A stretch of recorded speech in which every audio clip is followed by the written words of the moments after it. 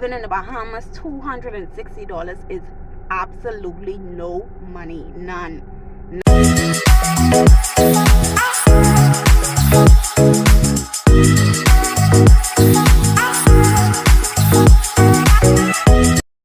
Welcome back to Sweet Like Jew, where we discuss every single thing.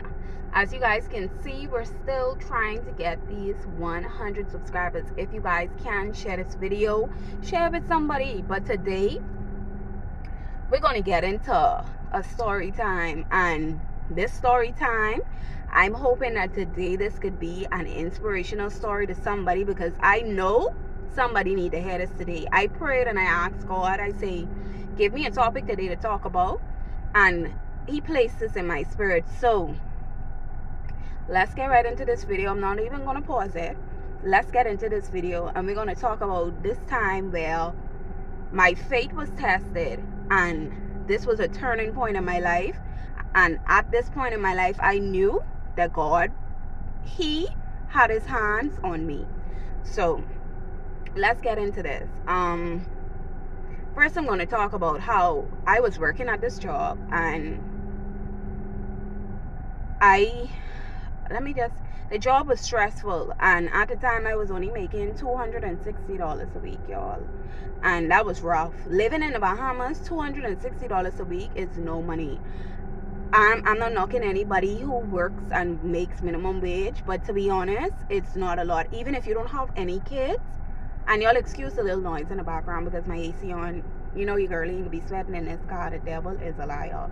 But anyway, at the time I was making $260, and I was working for this company, and I was picking up shift after shift to try and make ends meet, especially with my bills, because it was a lot.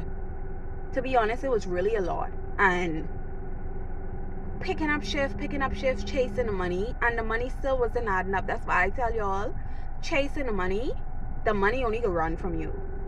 I got that from Ash Cash. If you look him up on Instagram or on YouTube, you'd understand what I'm saying. When you chase the money, it runs from you. So you have to learn how to solve problems to make money. So working that job, and at the time I was at a location what was really close to my home, to where I live, so it was nothing for me to get to and from work. I was driving at the time, and it just so happens that they did a shuffle, and they sent me to this far out location. Listen to me, I wasn't mad that they sent me there, but I was just trying to figure out why would they send me so far, you know. And they know where I live, they're aware of where I live, but I just took it and I said, you know what, they sent me here, but I'm going to talk my way out of this company. I'm going to be able to find a job right at the same location from somebody walking in this location. That's the kind of bold spirit I have. I have a really bold spirit. I don't know, God bless me with that bold spirit, but that's the kind of spirit I have. And working at that location, it was far, because gas at the time, gas ain't cheap now either. And some days I probably only had $5 to put in my car. I'm not exaggerating. I'm being serious. I had to stop at the gas station some days heading to work and put $5 in my car, and hoping that when I go to work, I be able to make tips. And I don't care who make fun of it, because we all been there before, and we all had a struggle before. But either way, and I was working at that location, and I applied in this company, the same company where I would be picking up shifts, not really calling in, you know, being a good worker. I applied for the managerial position twice. The second time I applied, I didn't get the response I was looking for. The head person in charge, she said they'll watch me for a few months, and she'll let me know whether or not I will be a suitable candidate. Okay, a few months went by, and I noticed that they started to hire managers outside of the company rather than hiring and promoting in the company. And I didn't get mad, you know. I didn't get mad, because before I sent that email asking for the managerial position, I prayed to God and I say, God, let me know if I would be able to get that managerial position. And he didn't answer me. He did not answer me. But the way he answered me was not the way I wanted to be answered, but he answered, and he said he showed me that they hiring people outside of the company, so therefore they have no interest in hiring persons in the company. So I didn't get mad, I just, when he showed me that, I say, you know what, God have better for me, and I'm going to start looking for a new job, because this job here serves no purpose. They don't appreciate their workers. I'm not going to call names of any jobs I'm mentioning. And at the time, I was just looking at being at the location. Where the location was, it was an ideal location, to be honest. And I just was talking to people, I don't care. If I hear you work to a really good company, I'd be like, any positions open at your company at the moment? Like I tell you, I have a bold spirit. So y'all continue listening, because I want y'all to know, and I want somebody who out there probably dealing with something similar to this to know that God is getting ready to make a shift. And I just was there working and looking for jobs. And one day my cousin messaged me, and she sent me this job opportunity where I had to do classes in order to get the job. And I was like, thank you, Jesus. I said, y'all, let me hurry up, apply for this. So I applied for it, and they called me and they told me when to come in to take the test. During that time, they were shuffling again. Keep in mind, this ain't even been a year. This probably was 5 months since I was to this far location. So they transferred me to another location. It was closer to where my mommy lived. And I was able to, I was able to be able to pick up my daughter and drop her by my mommy. But anyways, let me get back to when I went to the interview for the classes. First, you had to do a maths test, so they know that you're capable of adding, multiplying, subtracting, dividing. And then you would have to do an interview. Even if you pass the maths test, you still have to do an interview to get inside in the classes. So I did the test, and sitting there waiting.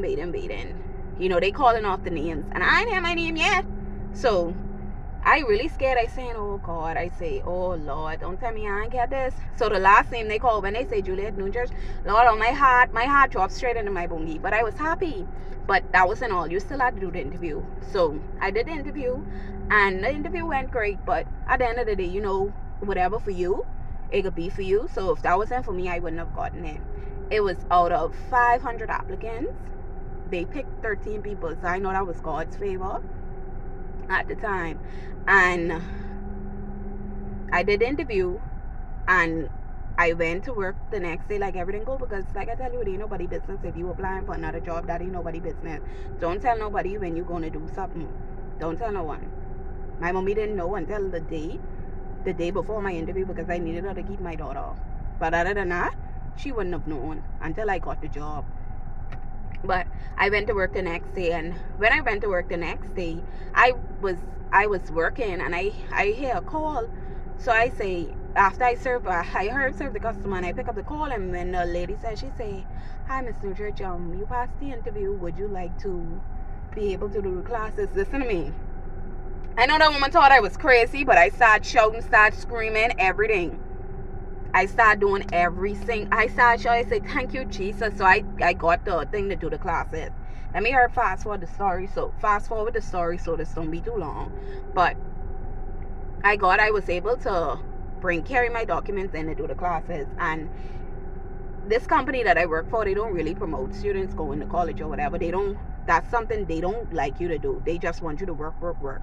And they don't want you to go to school. They don't want to adjust the schedule or nothing. So I had to go to the head boss to get approval so I could be able to do the classes. So I did the classes, many nights, because I had to work and then go to class from Monday to Friday. And it was not easy. You know how much nights I ride home? The classes were 7 p.m. to 10 p.m. Many nights I ride home crying, because I was like, mother, this is so hard. Why is it that I gotta be going through all this just to get something good in my life? But then every time God will remind me that, Juliet, you ain't only doing this for you, you're doing this for your daughter. Every time I be reminded, and God will say, you doing this for Amber as well. So coming down to, I did the classes for about 4 months. Coming down to the last few weeks of classes, listen to me. Anytime the enemy see you getting close to what God have for you, you always can encounter turbulence. Always remember that. You always gonna encounter turbulence. Coming down to the last few weeks, my job that I was working was giving me problems with my schedule of schooling or whatever. Many days I had to call in once or twice during the week just so I could go to class instead of going to work, because I know that's something that I want, especially doing my classes. That was a job that I really wanted. And I wasn't able to pick up shifts at that time because I doing classes in the night and working in the morning. So my bills was piling up. When I tell you all I did OBPL almost $700, I ain't even joking. I'm not joking. I did OBPL almost $700. So I basically was living paycheck to paycheck. So coming down to the last few weeks, I put in my resignation letter. I put in my resignation letter before the people even call me and tell me I get the job. You hear me? I put in my resignation letter. That's the kind of faith I had, because I know I knew that God was getting ready to do something. So I already put in my resignation letter. And when I put in my resignation letter, for my last week working, they put me on only 3 days. So I'm assuming that they paying me for the next 2 days when they really didn't. And then for the 3 days, they had me to all kind of different locations. I'd already tell myself I'm working that. So the last paycheck I received from that job was $100. You hear me? $100. And I had rent that same end of the month. It was probably 2 weeks before my rent.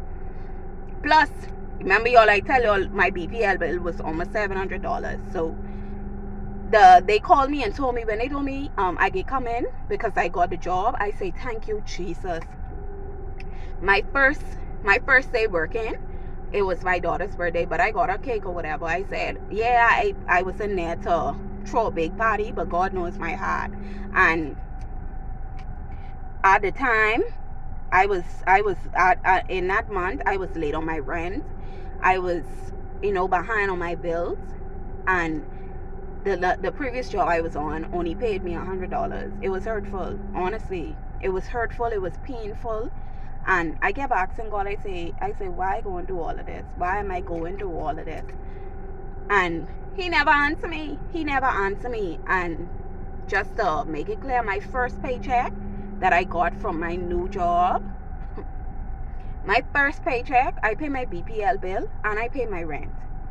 And I just want to tell somebody today, if you're going through a hard time, don't worry about the hard times. Let me tell you, when I tell you God walking with you, he walking with you. When the favor of God upon you, when God have his hand upon you, you can't be moved. Yeah. Sometimes we don't like to hear God's answer of certain things. Sometimes we don't like to hear when God say, okay, no, this ain't for you. I have something better. Sometimes you don't like to hear that, but you always have to trust God's will and trust his way. I was in that company for 2 years. I don't know if y'all is recite affirmations, but I believe in reciting affirmations every morning, every night. I recite my affirmations, and I had already written in my affirmations that I was only spending 2 years at my previous job. And I say, God, I don't want to work here for no more than 2 years. I worked there for 2 years and 3 months, but 3 months wasn't bad compared to what I know God was about to do for me. And sometimes people will look at you and they be like, yeah, she thinks she is all that in a bag of chips. But people don't know your story. People don't know how hard you be struggling. Yeah, people see you smiling, but they don't know what you're going through behind closed doors. They don't know what you're going through. They don't know how much bills piled up on you. And in that season, God really tested my faith. He tested my faith because not only for when I had to pay my rent, I had to deal with my BPL bill. I had to manage with putting gas and stuff in my car. I had to take care of my daughter. It's a lot I had to do. It was a lot on my plate. And working at a job where it was only paying me $260 a week, that wasn't cutting it. Like I say, I ain't knocking nobody who making minimum wage. But living in the Bahamas, $260 is absolutely no money. None. And a lot of jobs expect a lot out of you for $260. Even those who making minimum wage, some of these jobs expect a lot. They expect a lot. And when I wasn't able to get that managerial position, I'm glad God never gave me that, to be honest. I'm glad I never got it. Because if I had got that, I probably would have still been on that job and still probably only making $350 as a manager. And I feel like I still would have been living paycheck to paycheck. And every time I go into a tough time, I look back on the same Same story I telling y'all. Every time you see me going through a tough time, I look back on this because I know that if God do it for me before, he's going to do it again. So I just say that today to say to somebody, if you're going through a hard time, tough times don't always last, okay? Tough times don't always last. And I couldn't cry on camera for y'all to see me crying on camera because every time I think about that story, I didn't really enclose all the details, but every time I think about that story, it is speaking my heart because I know, when you hear people say they're going through a rough time, I know what it is. Despite me coming here and talking to y'all, I just saw you see me encouraging y'all. I need encouragement myself. I have to encourage myself as well. I have to do it. I have to do it. And tough times don't last. Tough times do not last. You just have to hold on to your faith. You have to keep praying. Yes, sometimes the storm may be rough. It may be hard. It may seem like God ain't in the midst. It may seem like you can't trace him, but when you can't trace him, you have to trust him. You have to just lean to him. The Bible tells you lean unto God and not unto your own understanding. Because if I did continue looking at all my bills adding up, this and that, or I'd feel like ain't nothing happening to me, if I did continue thinking like that, I probably would have still been in that predicament of not being able to pay my bills. So whenever you go into a tough time, always remember what God did for you before. Because if he do it for you before, he's going to do it again. And I know this may be a longer video than usual today, but I just feel like somebody needs to hear this. You may be going through a tough time, but tough times don't always last. I know me saying it may seem like, oh yeah, she only saying that right now. I have my daily struggles every day too, but that ain't nobody business for me to come on and say, oh y'all, I don't look for a pity party, to be honest. And if I have really bad struggles, I carry it to God. Because most of the time people can't really help you the way God could help you. You may be talking to God and you may think he's silent and he ain't saying nothing and you can't hear from him, but that's okay.